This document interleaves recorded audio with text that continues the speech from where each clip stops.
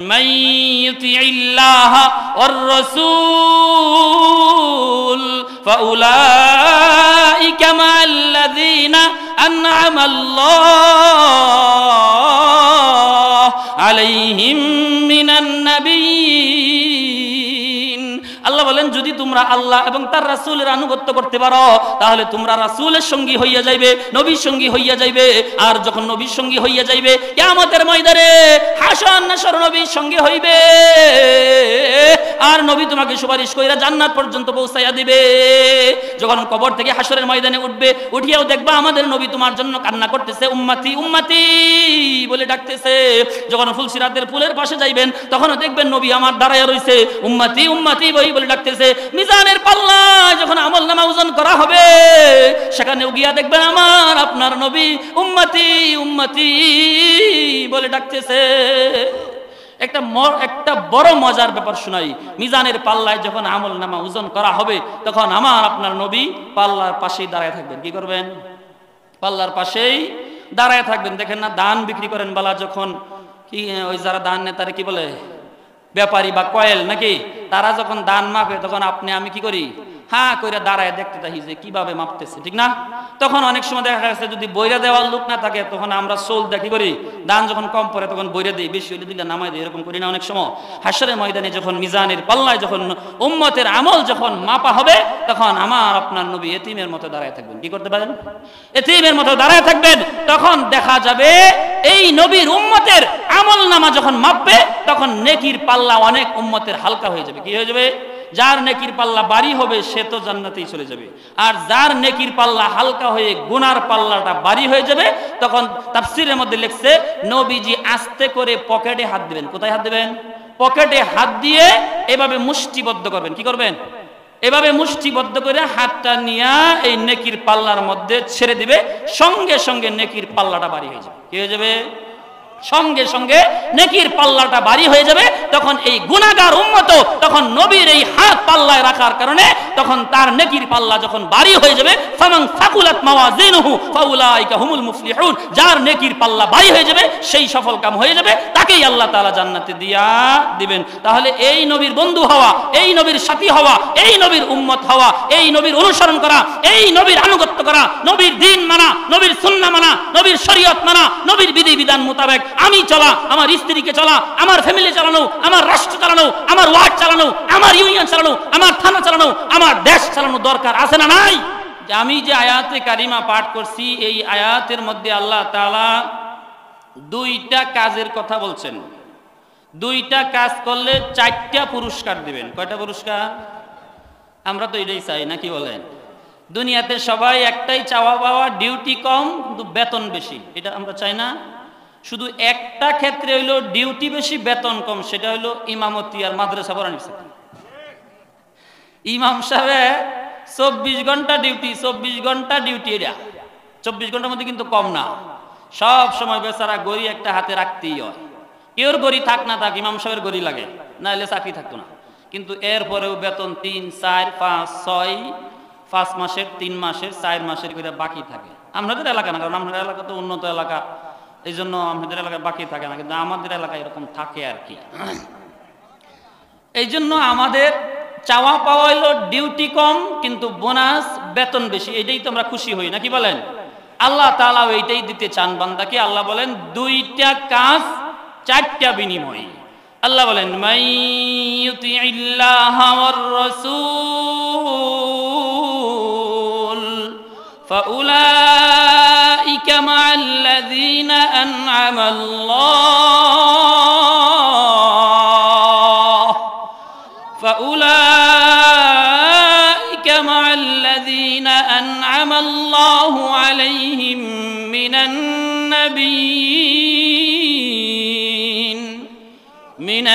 নাবিয়্যিন ওয়াস-সিদ্দীকিন ওয়াশ-শুহাদা'i ওয়াস-সালিহিন। মহান আল্লাহ তাআলা এই আয়াতের মধ্যে বলতেছেন যে মাইয়ুতিইল্লাহা ওয়ার রাসূল, যে ব্যক্তি আল্লাহ এবং তার রাসূলের আনুগত্য করে। কি করে? দুইটা শব্দ বলছেন, আল্লাহ এবং তার রাসূলের আনুগত্য করবে। ফাউলাইকা মাআল্লাযিনা, তারা ওই সমস্ত লোকদের সাথী হইয়া যাইবে। আমি কিন্তু তাফসীরে হাইসিয়তে আলোচনা করব, এজন্য আগে বিষয়গুলো পয়েন্টগুলো বুঝতে হবে। আল্লাহ বলেন মাইয়ুতিইল্লাহ ওয়ার রাসূল, যে ব্যক্তি আল্লাহ এবং তার রাসূলের আনুগত্য করবে, ফাউলাইকা মাআল্লাযিনা, তারা ওই সমস্ত লোকদের সাথী হইয়া যাইবে। আল্লাহ বলেন আনআমাল্লাহ, যাদের উপর আল্লাহ তাআলার নিয়ামত বর্ষণ করেছেন, যাদের উপর আল্লাহ কি করেছেন? নিয়ামত দান করেছেন, ওই সমস্ত লোকদের সাথী মানে বন্ধু হয়ে যাবে। এখন লোকটা কে কে? আল্লাহ বলেন আনআমাল্লাহু আলাইহিম মিনান নাবিয়্যিন, এক নাম্বার হলো নবীগণ, ওয়াস সিদ্দিকিন, দুই নাম্বার হলো সিদ্দিকগণ, তিন নাম্বার হচ্ছে কি ওয়াস শুহাদা, শহীদগণ, চার নাম্বার হচ্ছে ওয়াস সালিহিন, যারা সালিহিন, নেককার, সৎ, এই চার শ্রেণীর লোকদের বন্ধু হয়ে যাবে। এখন আমরা কোন শ্রেণীর লোকদের বন্ধু হতে চাই?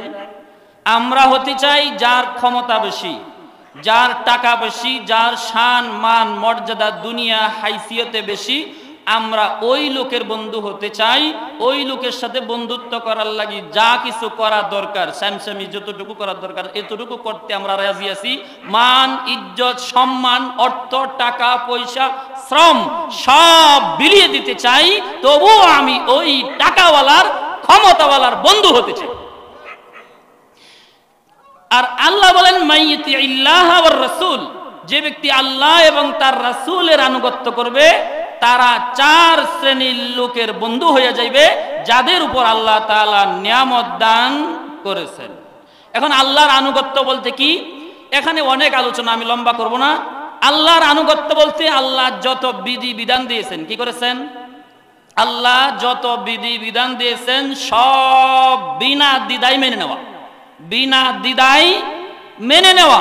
আল্লাহর কোনো বিধান নিয়া দুনামুনা দুদুল্যমান করা যাবে না, সন্দেহ করা যাবে না, মানবো কি মানবো না, মানলে ভালো হবে না মানলে খারাপ হবে, এরকম কোনো চিন্তা ভাবনা ছাড়াই বিনা চিন্তা বিনা দ্বিধায় আল্লাহ তাআলার হুকুমকে মেনে নেওয়া, এবং আল্লাহ যত বিধি বিধান, যত বিষয় নিষেধ করেছেন সব আমার যদি বাহ্যিক দৃষ্টিতে ক্ষতিও হয় তবুও সব ছেড়ে দেওয়া, এর নামই হলো আল্লাহ তাআলার আনুগত্য করা। বুঝতে পারছেন? আলোচনা শুরু করছি না আমি, উঠবেন না কেউ। এখন আল্লাহ তাআলার আনুগত্যের সামনে কোনো প্রশ্ন তোলা যাবে না। যেরকম আপনারা শুনছেন, জানেন, আমার ওই ঘটনা বলা উদ্দেশ্য না। আদম আলাইহিস সালামকে যখন বানাইলেন আল্লাহ, বানায়া ওই যে ইবলিসকে বলেন সেজদা করার জন্য, কাকে? সমস্ত ফেরেশতাকে এবং ইবলিসকে সেজদা করার জন্য বললেন, তখন সবাই সেজদা করলো না? করলো না? ফাসাজাদু, সবাই সেজদা করলো, ইল্লা ইবলিস, শুধুমাত্র ইবলিস সেজদা করলো না। তখন আল্লাহ জিজ্ঞেস করলেন যে ইবলিস, আমি তো তোমাকেও বানাইলাম, আদমকেও বানাইলাম, আর আমি আল্লাহ তো সব কিছুর মালিক, আমি আল্লাহ তোমাকে সেজদা করার জন্য আদেশ করলাম আর তুমি সেজদা করলা না, কারণ কি? তখন ইবলিস আল্লাহকে যুক্তি দেখাইলেন। আল্লাহ বলেন ক্বালা মা মানাআকা আল্লা তাসজুদা ইয আমারতুক ক্বালা আনা খায়রুম মিনহু খালাকতানি মিন নারিন ওয়া খালাকতাহু মিন তিন। ইবলিস আল্লাহরে বলে, আল্লাহ যখন জিজ্ঞেস করছে ক্বালা মা মানাআকা আন তাসজুদা ইয আমারতুক, আমি যেহেতু তোমাকে আদেশ করেছি তাহলে আদমকে সেজদা করতে তোমাকে নিষেধ করলো কে? তখন ইবলিস আল্লাহরে যুক্তি দেয়। কারে যুক্তি দেয়? কারে যুক্তি দেয়? আমাদের সমাজেও এমন কিছু সুশীল ব্যক্তি আছে, বুদ্ধিজীবী আছে, জ্ঞানী আছে, ক্ষমতাসীন আছে, যারা আল্লাহর হুকুম মানার সামনে যুক্তি তর্ক দেয়, কোরআন মানার সামনে যুক্তি তর্ক দেয়, নবীজির হাদিস মানার সামনে যুক্তি তর্ক দেয়। ঠিক না ভাই? ঠিক।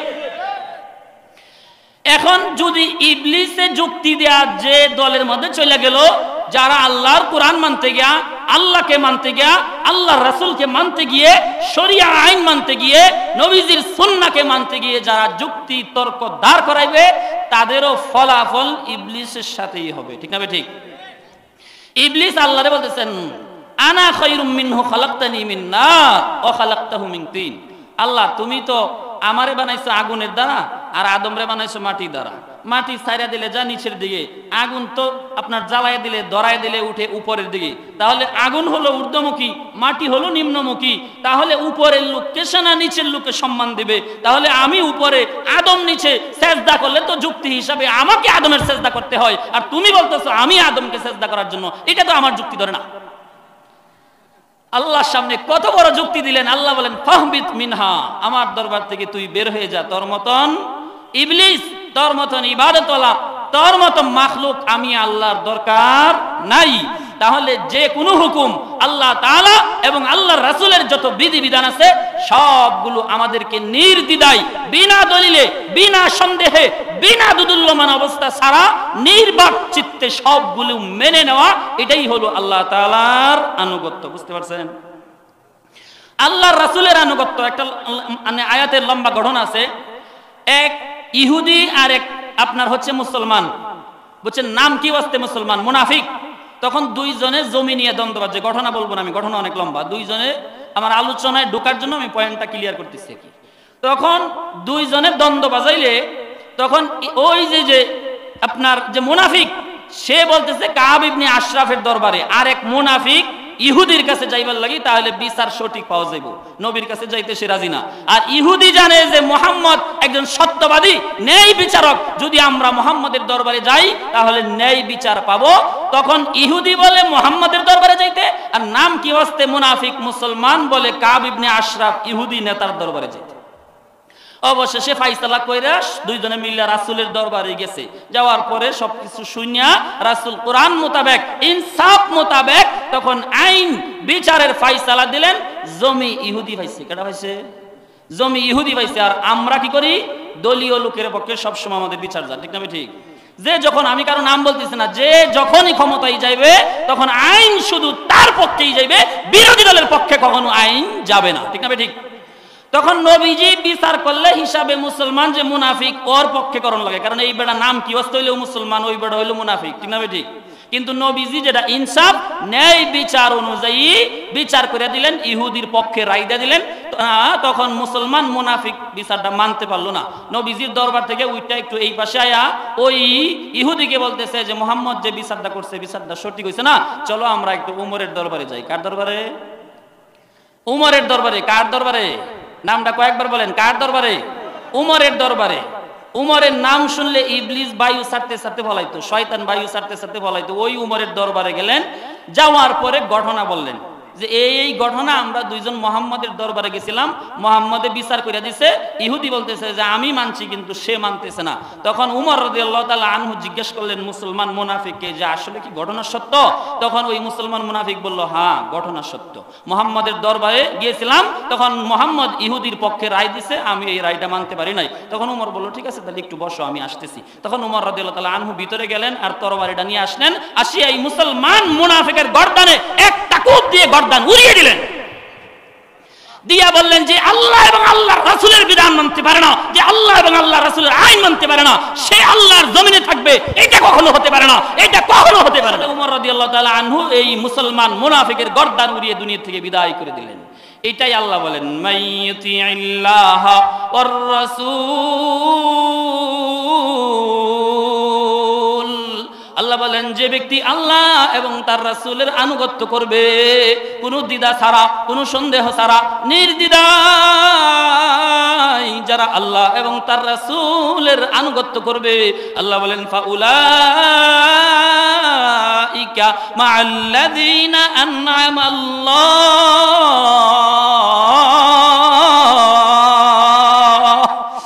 আল্লাহ বলেন ওই সমস্ত লোকদের সাথী হইয়া যাইবে আমি আল্লাহ যাদের উপর নিয়ামত বর্ষণ করেছি। আল্লাহ কাদের উপর নিয়ামত বর্ষণ করেছেন, আমরা এই দোয়াটা সদা সর্বদাই করি।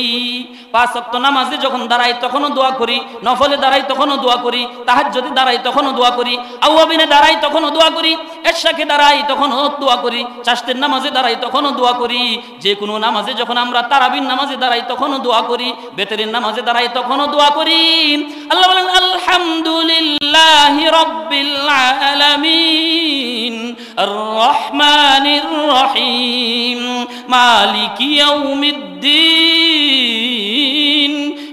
ইয়্যাকা না'বুদু ওয়া ইয়্যাকা নাস্তাঈন ইহদিনাস সিরাতাল মুস্তাকিম সিরাতাল লাযীনা আন'আমতা আলাইহিম গায়রিল মাগদুবি আলাইহিম ওয়ালাদ-দাল্লিন।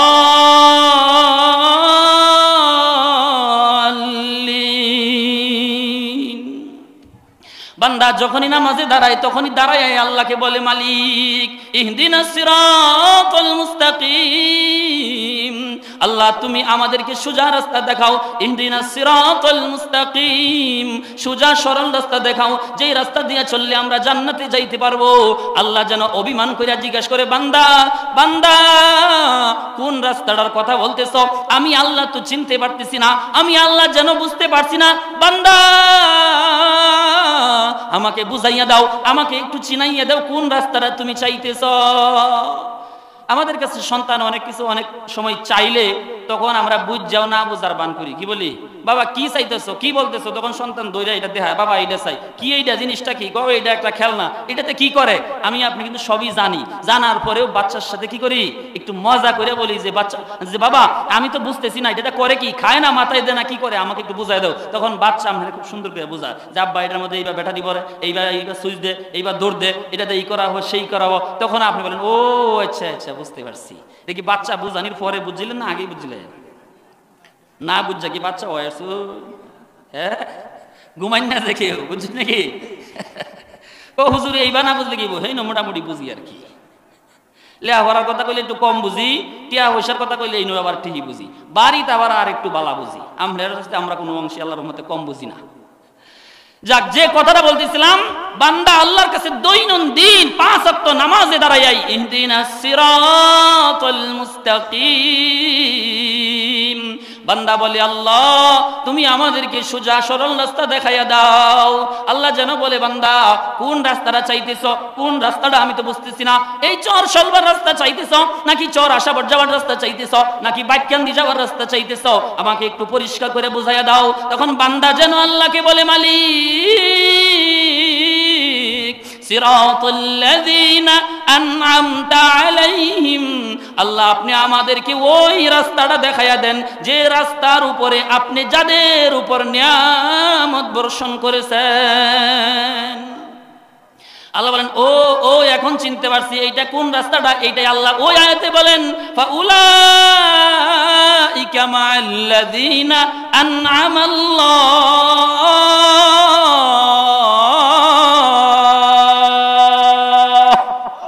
আল্লাহ বলেন ওই সমস্ত লোকদের উপর যে আমি আল্লাহ নিয়ামত বর্ষণ করেছি, যে নিয়ামতওয়ালাদের রাস্তা তোমরা চাও, সেই নিয়ামতওয়ালা কেডা কেডা?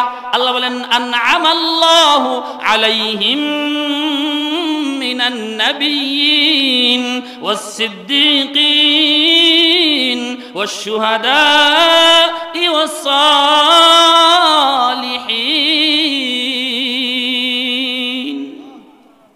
তাহলে বুঝতে পারলাম কি আমরা আল্লাহর কাছে বারবার কি চাই? কি চাই? কথাগুলি মুখস্থ করতে হবে। কি চাই? কি চাই? কি চাই? সোজা রাস্তা চাই। কি রাস্তা চাই? সোজা রাস্তা চাই। আল্লাহ যেন বলে সোজা রাস্তা কোনটা আমার একটু বুঝাইয়া বলো। তখন আমি আপনি যেন আল্লাহকে বলি, আল্লাহ ওই রাস্তাটা যে রাস্তায় যারা চলছে আর আপনি তাদের উপর আপনার নিয়ামত বর্ষণ করেছেন, ওই রাস্তাটা আমাকে দেখাইয়া দেন। তখন আল্লাহ যেন বলে এটা তো ওই রাস্তা, মাইয়ুতিল্লাহ ওয়ার রাসূল ফাউলাইকা মা'আল্লাযীনা আন'আমাল্লাহ, যারা আল্লাহ এবং তার রাসূলের আনুগত্য করবে তাদের উপরে আমি আল্লাহ নিয়ামত বর্ষণ করি। আর ওই নিয়ামত বর্ষণ যাদের উপর করব তাদের বন্ধু হয়ে যাবে তোমরা, যদি আল্লাহ এবং তার রাসূলের আনুগত্য করতে পারো। 4 শ্রেণীর লোকের মধ্যে আল্লাহ 1 নম্বরে নবীর কথা বলছেন। কার কথা বলছেন? মিনান নাবিয়্যিনা। আল্লাহ বলেন তোমরা নবীদের বন্ধু হইয়া যাইবে। নবীদের বন্ধু হইতে আমরা চাই নাকি? চাই। নবীদের বন্ধু হইতে চাই। কে কে চাই? একটু চাদরের নিচেতে হাতটা বাইর করেন দেখি, একটু লড়াচড়া না দিলে কাম হইতো না। আল্লাহ তাআলা যেন আমাদের সবাইকে নবীদের বন্ধু বানায় দেন। সকলে বলেন আমিন। এখন বলবেন যে হুজুর নবীর বন্ধু হইলে লাভ কি? নেতার বন্ধু হইলে আমরা চা খাওয়া, বিস্কুট খাওয়া, বিড়ি দেয়, সুরট দেয়, এরপরে আবার একটা কার্ডও দেয়, 25 কেজি চাউলও দেয়, আরো বিভিন্ন রকমের সুযোগ সুবিধা দেয়। কিন্তু নবীর বন্ধু হইলে আমরা কি পাই? আমাদের কিছু পাওয়ার আছে না? মাগনা তো আমরা ঘুরি না। সবাই কি করি? কিছু না কিছু স্বার্থে ঘুরি, কিছু না কিছু স্বার্থে করি, আর এই স্বার্থটাই পরবর্তীতে আমাদের থেকে লাভে আসলে নেতারা নেয়। কি করে? আজকে যে নেতাদের পিছনে পিছনে ঘুরি আমরা, চা পান বিড়ি সুরট, এরপরে যাতায়াত ভাড়া গাড়ি তেল এই সেই সব কিছু খরচ যে নেতার কাছ থেকে আমরা চুষে আনি, নেতা যে কোটি কোটি টাকা খরচ করে যখন চেয়ারম্যান হবে এমপি হবে তখন বেটার জমি বেচে চলবো, এই আপনি আমার সব কিছু চুষে তখন নেতা আঙ্গুল ফুলে কলা গাছ হবে। এই জন্য দায়ী নেতা, এক নম্বর দায়ী হইলাম আমরা।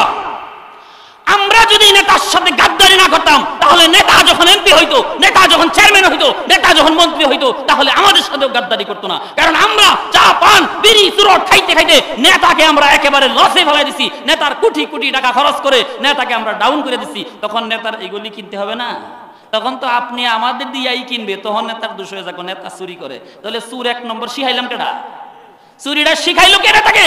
চুরি শিখাইলাম আমি আর আপনি। এই জন্য যদি চুরের কাতারে দাঁড়াইতে হয় কাল কিয়ামতের ময়দানে, তাহলে শুধু নেতা একা দাঁড়াইবে না, নেতাকেও দাঁড়াইতে হবে এবং আপনাকে আমাকে, যারা আমরা বুড়া আছি, যারা চা খেয়ে বিড়ি খেয়ে পান খেয়ে চুরট খেয়ে টাকার বিনিময়ে অর্থের বিনিময়ে আমরা যারা ভোট দেব, কাল কিয়ামতের ময়দানে চুরের কাতারে আমাদেরকেও দাঁড়াইতে হবে। এই জন্য চা পান খায়া বিড়ি চুরট খায়া ভোট দিতে দিতে কেডা রাজি আছে কিন্তু হাত তোলাতে নেই, কেউ নাই।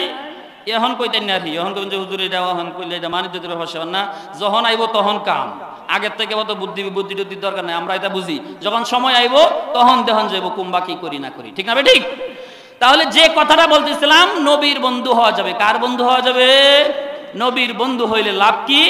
সংক্ষেপে বলবো আমি, কাল কিয়ামতের ময়দানে যখন হাসর নাসর কায়েম হয়ে যাবে, মাথার অর্ধ হাত উপরে সূর্য থাকবে, তখন সমস্ত মানুষ ইয়ানাফসি ইয়ানাফসি করতে থাকবে। মানুষের মাথার মগজগুলি টকবক করে ফুটে ফুটে বাতের মতো, বাতের ফেনার মতো জমিনে পড়তে থাকবে। সমস্ত নবীরা ইয়ানাফসি ইয়ানাফসি করতে থাকবে। ইব্রাহিম আলাইহিস সালাতু ওয়াস সালামের মতো নবী পর্যন্ত আপনার জাহান্নাম যখন শ্বাস ছাড়বে, তখন উত্তপ্ততা সহ্য করতে না পেরে মাটির মাঝে বসে পড়বে। বসে পড়ে বলতে থাকবে, ইয়া আল্লাহ, আমি আমার কোনো উম্মত চাই না, আমি আমার কোনো বিবি বাচ্চা চাই না, আমি আমার কোনো সন্তানাদি চাই না। আল্লাহ সবাইরে প্রয়োজনে জাহান্নামে দিয়ে দাও, শুধুমাত্র তুমি আমি ইব্রাহিমকে মুক্তি দিয়ে দাও। কি পরিস্থিতিটা দাঁড়াইবে তখন? হাসরের ময়দানে জাতির পিতা ইব্রাহিম আলাইহিস সালামের মতো নবী পর্যন্ত আল্লাহকে বলতে থাকবে, আল্লাহ আমার উম্মতের দরকার নাই, আমার কোনো বিবি বাচ্চা স্ত্রী সন্তানাদির দরকার নাই, আল্লাহ তুমি দরকার পড়ে সব জাহান্নামে দিয়ে দাও, শুধুমাত্র আমাকে জান্নাত দিয়ে দাও। মুসা আলাইহিস সালামকে উম্মত তালাশ করতে থাকবে, দেখবে মুসা আলাইহিস সালাম নাই, খুঁজে গিয়ে পাইবে আল্লাহ তাআলার আরশের পায়া ধরে মুসা আলাইহিস সালাম ইয়া নাফসি করতেছে, আল্লাহ তুমি আমাকে বাঁচাও, আল্লাহ আমাকে বাঁচাও, আমি কোনো উম্মত চাই না, আমি বিবি বাচ্চা চাই না, আমার সন্তানাদি চাই না, আল্লাহ তুমি আমাকে বাঁচাইয়া দাও, আমার কোনো উম্মত দরকার নাই। কিন্তু মানুষ হাসরের ময়দানে দৌড়াদৌড়ি করে ছোটাছুটি করতে করতে আদম আলাইহিস সালাম থেকে নূহ আলাইহিস সালামের কাছে আসবে, নূহ আলাইহিস সালাম থেকে ইব্রাহিম আলাইহিস সালাম, ইব্রাহিম আলাইহিস সালাম থেকে আপনার মুসা আলাইহিস সালাম, মুসা আলাইহিস সালাম থেকে ঈসা আলাইহিস সালাম, ঈসা আলাইহিস সালাম থেকে আমাদের নবীর দরবারে আসবে। নবীজিকে আয়েশা দেখবে, নবীজি মাকামে মাহমুদের মধ্যে সিজদায় পড়ে বলতেছে, ইয়া রাব্বি হাবলি, ইয়া রাব্বি হাবলি উম্মতি উম্মতি উম্মতি, আল্লাহ তুমি, আমি আমার শুধু উম্মতকে চাই, আমি আমার উম্মতকে চাই। তখন আল্লাহ বলবেন, ইরফা রাসাক ইসফাতু শাফা, নবী আপনি মাথা উঠান, মাথা উঠান, আপনাকে যা কষ্ট দেওয়ার আমি আল্লাহ দুনিয়াতে দিয়েছি, হাসরের ময়দানে আপনাকে কষ্ট দেওয়ার জন্য আমি আনি নাই। হাসরের ময়দান আপনার জন্য কষ্টের জায়গা না, আপনার জন্য সম্মানের জায়গা, মাকামে মাহমুদের জায়গা। নবী আপনি মাথা উঠান, ইসফা, আপনি সুপারিশ করতে থাকেন, আপনি আজকে আপনার সুপারিশ সব গ্রহণ করেন। তাহলে সেই নবীর বন্ধু হইলে জাহান্নাম যাবেন তো নাকি বলেন? নবীর বন্ধু হইলে জাহান্নাম ছাড়া আর উপায় আছে নাকি? জান্নাত নাকি জান্নাত? আল্লাহর রাসূল বলেন, আল মারউ মা মান আহাব্বা, যার সাথে যার ভালোবাসা তার সাথে তার হাসর নাসর হবে। কাল কিয়ামতের ময়দানে আল্লাহ তাআলা যদি আমাদেরকে দুনিয়াতে নবীর সাথে ভালোবাসা থাকে, হাসর নাসর নবীর সাথে হবে।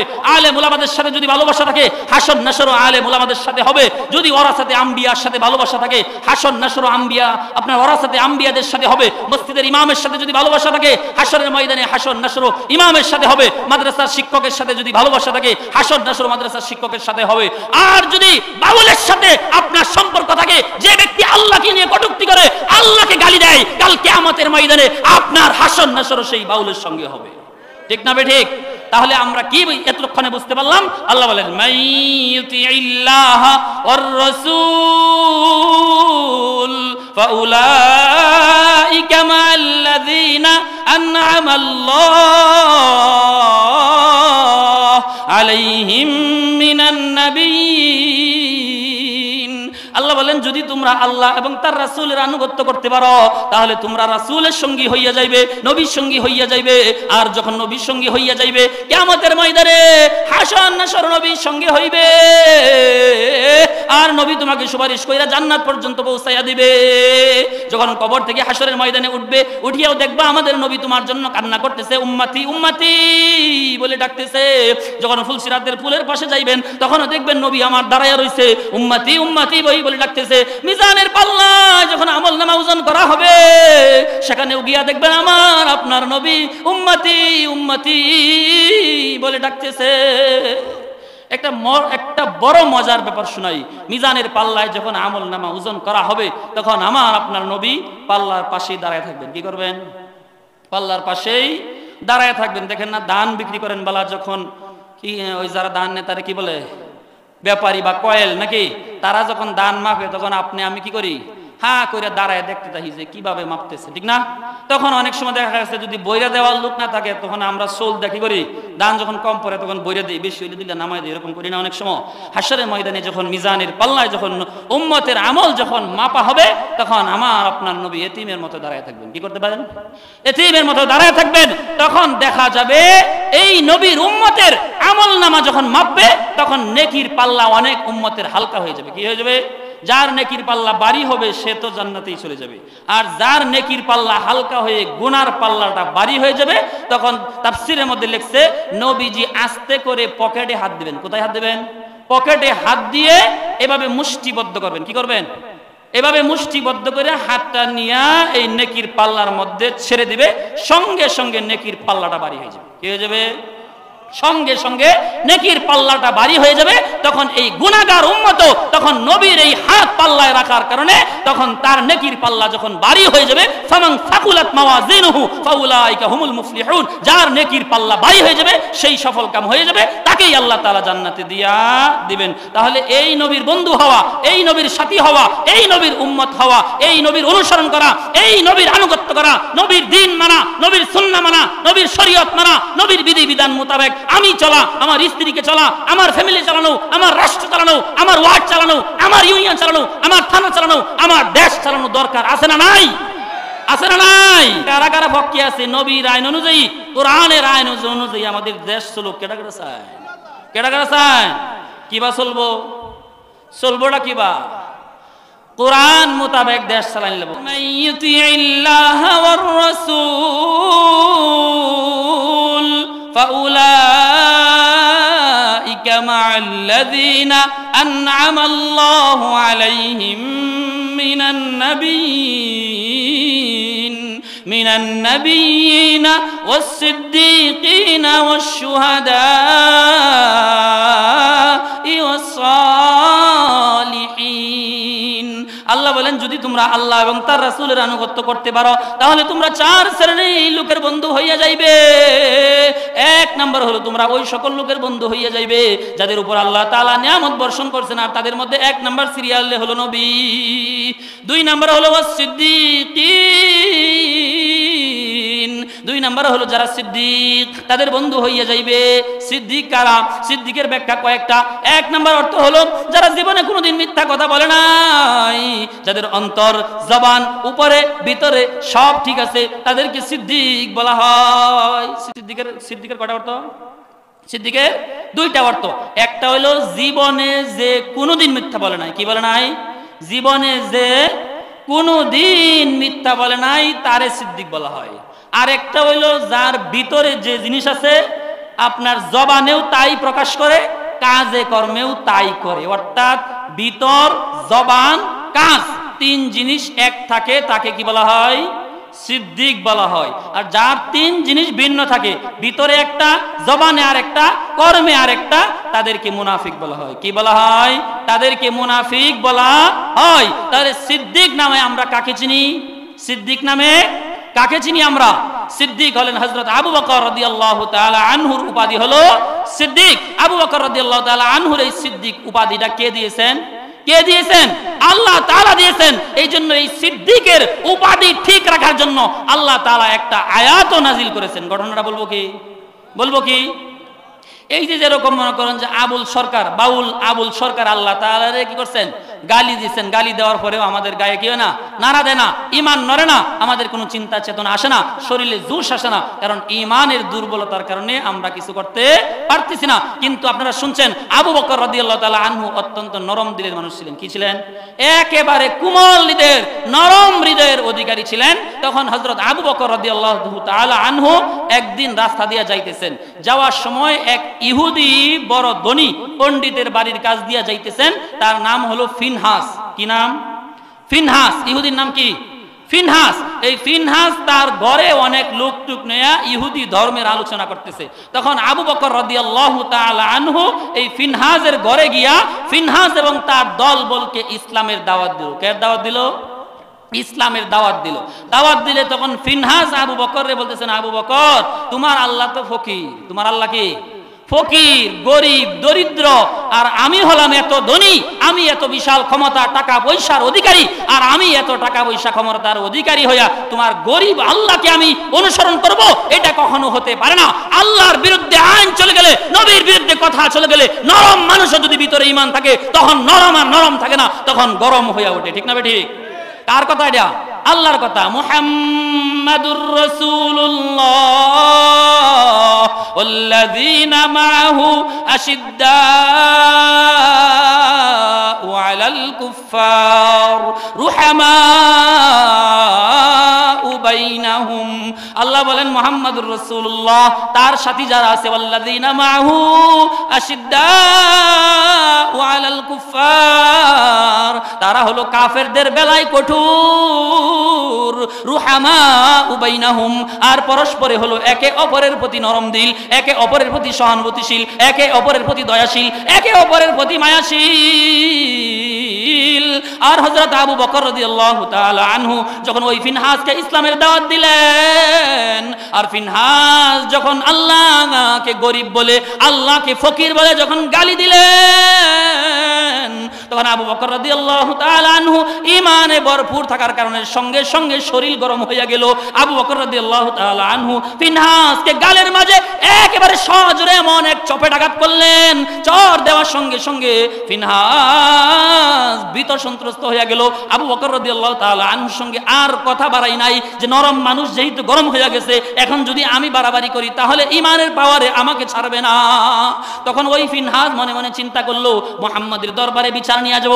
মুহাম্মদ তো নেই বিচারক, আর বিচার হয় সাক্ষীর বিনিময়ে, সাক্ষী ছাড়া বিচার হয় না, সাক্ষী ছাড়া কখনো বিচার হয় না। কোরআনের আইন, হাদিসের আইন হলো সাক্ষী দাঁড় করাইবেন, সাক্ষী যখন প্রতিষ্ঠিত হবে তখন বিচার যদি মন্ত্রীর বিপক্ষে যায় তাহলে মন্ত্রীরও বিচার হবে, বিচার যদি আইনের বিপক্ষে যায় বিচার হবে, বিচার যদি জজের বিপক্ষে যায় তারও বিচার হবে, বিচার যদি উকিলের বিপক্ষে যায় উকিলেরও বিচার হবে, বিচার যদি প্রধানমন্ত্রীর বিপক্ষে যায় সাক্ষী প্রমাণের মাধ্যমে তাহলে প্রধানমন্ত্রীরও বিচার হবে, বিচার যদি বক্তার বিরুদ্ধে যায় তাহলে বক্তারও বিচার হবে, বিচার যদি শ্রোতার বিরুদ্ধে যায় তাহলে শ্রোতারও বিচার হবে। তখন ফিনহাস মনে মনে চিন্তা করলো, এখানে যে চর দিয়েছে আবু বকর ছাড়া তো আর কেউ নাই, আবু বকর ছাড়া তো আর কেউ নাই, এই জন্য মুহাম্মাদের দরবারে আবু বকরের কোনো সাক্ষী থাকবে না, আর আমার তো দলবল আছে, আমি নিয়ে সাক্ষী নিয়ে হাজির হইয়া যাইব, তখন মুহাম্মাদের দরবারে আবু বকরের বিচার করাইব। এই চিন্তা যখন ফিনহাস করলেন, করিয়া বিশ্বনবীর দরবারে গেলেন, গিয়া ফিনহাস বললেন, মুহাম্মদ তোমার সাহাবী আবু বকর আমাকে চর মেরেছে। নবীজি শুনাই লাভ দিয়ে উঠছেন, আবু বকর চর দিছে না উমরে দিছে? আবার ফিনহাস বলে, না আবু বকরে দিছে। নবী কয়, না আমার মনে হয় চরটা উমরে দিছে। ফিনহাস কয়, না আবু বকরে দিছে। নবী কয়, আবু বকরের কাজ তো এইটা না, এই কাজ তো হলো উমরের, তুমি মনে হয় ভুল করতেছ, আবু বকরকে মনে হয় চিনো না, উমরকে মনে হয় চিনো না, তোমার চরটা মনে হয় উমরেই দিয়েছে। তখন ফিনহাস বলে, না না না মুহাম্মদ, আমি আবু বকরকেও চিনি, আমি উমরকেও চিনি, আজকের চরটা আবু বকরই দিয়েছে। এমনই সময় যখন কথাবার্তা হচ্ছে, আবু বকর রাদিয়াল্লাহু তাআলা আনহু নবীর দরবারে গিয়ে হাজির হইয়া বলতেছেন, ইয়া রাসূলুল্লাহ, ইয়া হাবিবাল্লাহ, এই ইহুদিকে একটা চর দেওয়ার জন্য আমাকে অনুমতি দেন। তখন রাসূলুল্লাহ বললেন, হ্যাঁ হ্যাঁ হ্যাঁ, এবার আমার বিশ্বাস হয়েছে যে আজকের চরটা আবু বকরই দিয়েছে। তবে আবু বকর, তোমার কাজ তো এইটা না, তুমি তো মানুষকে মারো না, তুমি তো কাউকে চর দাও না, তুমি তো কাউকে আঘাত করো না, তুমি তো কঠোর না, তুমি তো নরম দিলের মানুষ, তাহলে আজকে তুমি এই ফিনহাসকে কেন চরটা দিলা? তখন আবু বকর রাদিয়াল্লাহু তাআলা আনহু বলেন, ইয়া রাসূলুল্লাহ, ইয়া হাবিবাল্লাহ, এই ইহুদি, এই কাফের আমার আল্লাহকে গালি দিয়েছে, আমার আল্লাহকে ফকির বলে আখ্যায়িত করছে, এইজন্য ইয়া রাসূলুল্লাহ, ইয়া হাবিবাল্লাহ, আমার সামনে আমার আল্লাহকে গালি দিবে, আমার সামনে আমার রাসূলকে গালি দিবে, আর আমি একজন ইমানদার বেঁচে থাকবো? এটা তো হতে পারে না, এটা তো হতে পারে না। আমি যদি মুখ বন্ধ করে মেনে নেই, তাহলে আমি তো ইমানদারের কাতারে আমার নাম থাকবে না। এই জন্য আমি সহ্য করতে না পেরে, ইয়া রাসূলুল্লাহ, ইয়া হাবিবাল্লাহ, আমি ফিনহাসকে চর মেরেছি। তখন আবু বকর যখন এই কথাটা নবীজির দরবারে বললেন, নবীজি ফিনহাসকে জিজ্ঞেস করলেন, ফিনহাস, তুমি কি আমার আল্লাহকে গালি দিয়েছো নাকি? তখন ফিনহাস সঙ্গে সঙ্গে বলেন, না না না না মুহাম্মদ, আমি তো তোমার আল্লাহকে গালি দেই নাই। কি হয়ে গেল? আবু বকর কইতেছে গালি দিছে, ফিনহাস কইতেছে গালি দিছে না। বুঝছেন? এখন কি দরকার? এখন কি দরকার? এখন সাক্ষী দরকার। বুঝছেন নাকি? এই জন্য কোরআনের আইন হলো সাক্ষী প্রমাণের ভিত্তিতে বিচার করা, আর আমাদের দেশের আইন হলো আগে বিচার পরে সাক্ষী। বুঝছেন?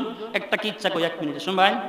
এক জঙ্গলের মধ্যে বাঘ, শিয়াল, সিংহ, হরিণ এইগুলো থাকে। বুঝছেন? তখন সিংহের শিয়ালের ভাই একটু রাগ হয়েছে। কি হয়েছে? শিয়ালের ভাই রাগ হয়েছে, কারণ শিয়াল তো একটু বুদ্ধি বেশি। বুঝুন না?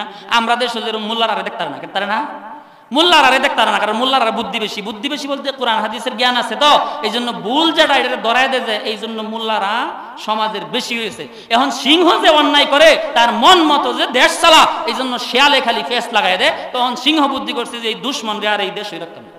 কি করতাম না? এই শিয়ালে আরে আমার জঙ্গলই রাখতাম না। তখন আমিও একজন নাগরিক, আপনিও নাগরিক, মানে আমার কইলি আমি যাই আমরা নাকি? আর আমারে আপনি ইচ্ছা করলে দৌড়াই দিবার হয় ভাই, একটা নিয়ম তো লাগবো। কি লাগবো? হয় জঙ্গিবাদী, না হয় তালেবান, না হয় মৌলবাদী, এরকম একটা আখ্যা দিয়ে ট্যাগ লাগাইয়া তখন আপনাকে আমাকে দেশ থেকে বাইর করানো। এছাড়া তোর বুদ্ধি নাই। তখন ওই সিংহ চিন্তা করলো শিয়ালের একটা কৌশলে ভালায় জঙ্গল থেকে বাইর করে দেবে। কি করে দেয়? হানা কোন কি ভালায়া? কৌশল ভালায়া। তখন সিংহে জঙ্গল আইন কইরা দিল যে শিয়ালের কান 4 আঙ্গুলের উপরে আছে, তার কান কাটে দেব। কি করা হইব?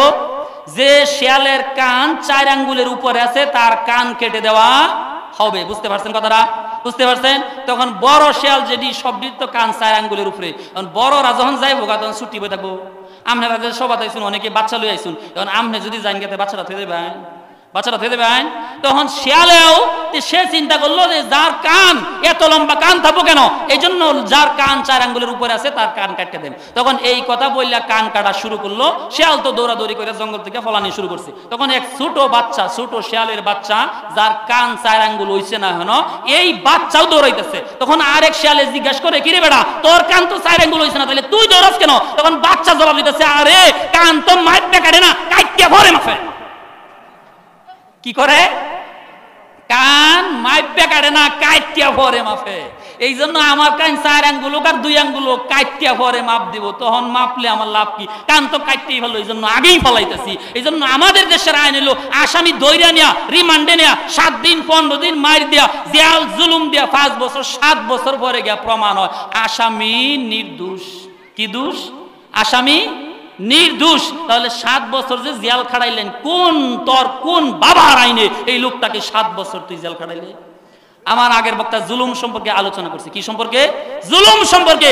যে ব্যক্তি নিরপরাধ একজন মানুষকে একদিনও জেল খাড়াইবে, কাল কিয়ামতের ময়দানে জালেমের কাতারে তাকে দাঁড়াইয়া এই জুলুমের কারণে তাকে জাহান্নাম ভোগ করতে হবে। ঠিক না বে ঠিক?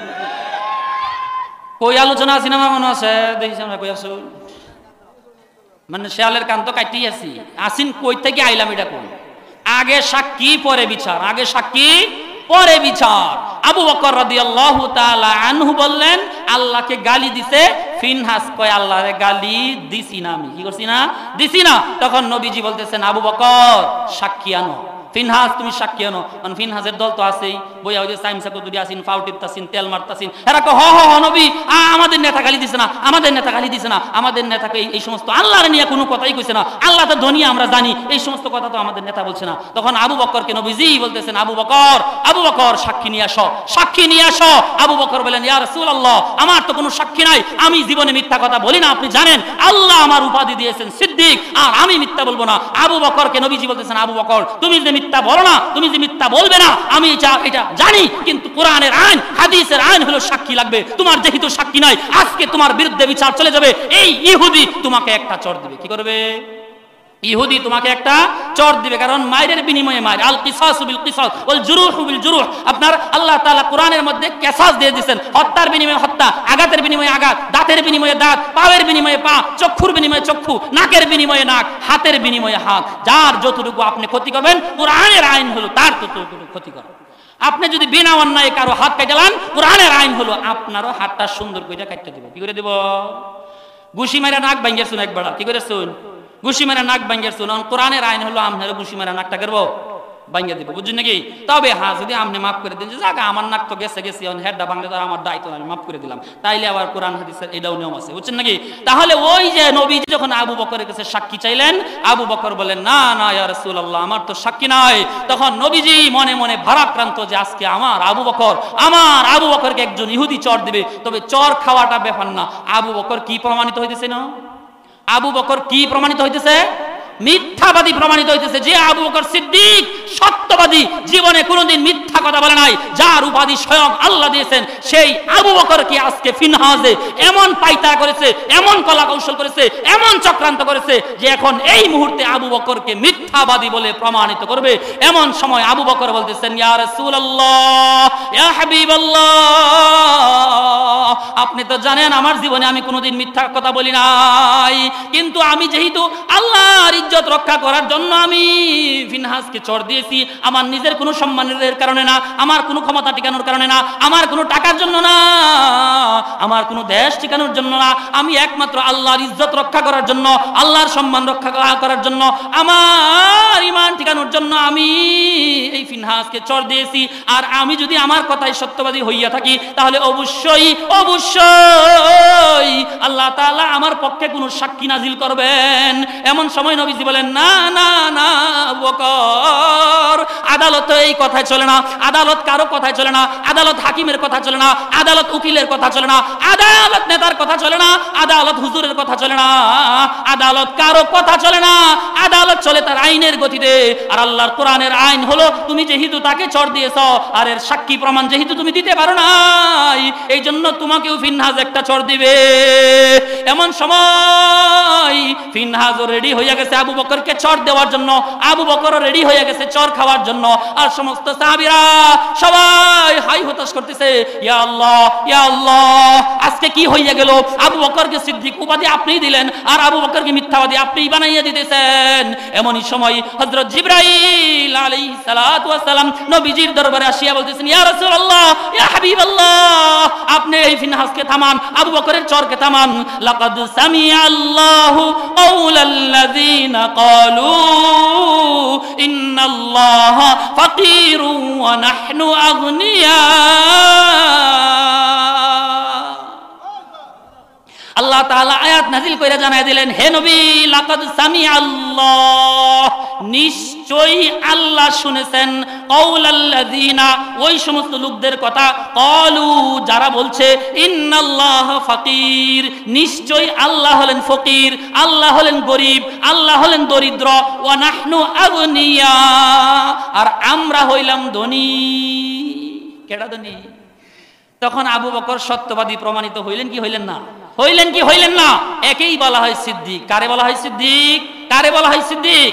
যার পক্ষে, সত্যবাদীদের পক্ষে স্বয়ং আল্লাহ তাআলা কোরআনের আয়াত নাযিল করে জানাইলেন, নবী আপনি জানাইয়া দেন, আমি আল্লাহ নিজে শুনছি এরা ফিনহাস তার দলবল আল্লাহরে ফকির বলছে, আর তারা যে নিজেরা ধনী এই কথাটা বলছে, অর্থাৎ আবু বকর মিথ্যাবাদী না, আবু বকর জীবনে মিথ্যা বলতে পারে না, আবু বকর সত্যবাদী। আর আল্লাহ এটাই বলেন, মাইয়ুতিল্লাহ ওয়ার রাসূল ফাউলাইকা মাআল্লাযিনা আনআমাল্লাহু আলাইহিম মিনান নাবিয়্যিনা ওয়াস সিদ্দিকিনা ওয়াশ শুহাদা, যারা আল্লাহ এবং তার রাসূলের আনুগত্য করবে তারা ওই সমস্ত লোকদের বন্ধু হবে যাদের উপর আল্লাহ নিয়ামত বর্ষণ করেছেন। তাদের মধ্যে এক শ্রেণীর হলো নবী, 2 নাম্বার হলো সিদ্দিক। যারা নবীর বন্ধু হবে তারাও আপনার নবীর সঙ্গে জান্নাতে যাবে, যারা সিদ্দিকের বন্ধু হবে তারাও সিদ্দিকের সঙ্গে জান্নাতে যাইবে। তাহলে আমরা নবীর সঙ্গে আর সিদ্দিকের সঙ্গে জান্নাতে যাইতে রাজি আছি তো? কে কে রাজি আছি একটু হাতটা তুইলা দেখাই। আমার আর 2 নম্বর 2টা যে আলোচনা রয়েছে এইটা আর আজকে আলোচনা করার মতো সময় হবে না। ইনশাআল্লাহ যদি কোনোদিন সময় সুযোগ হয় তাহলে অন্যদিন করব।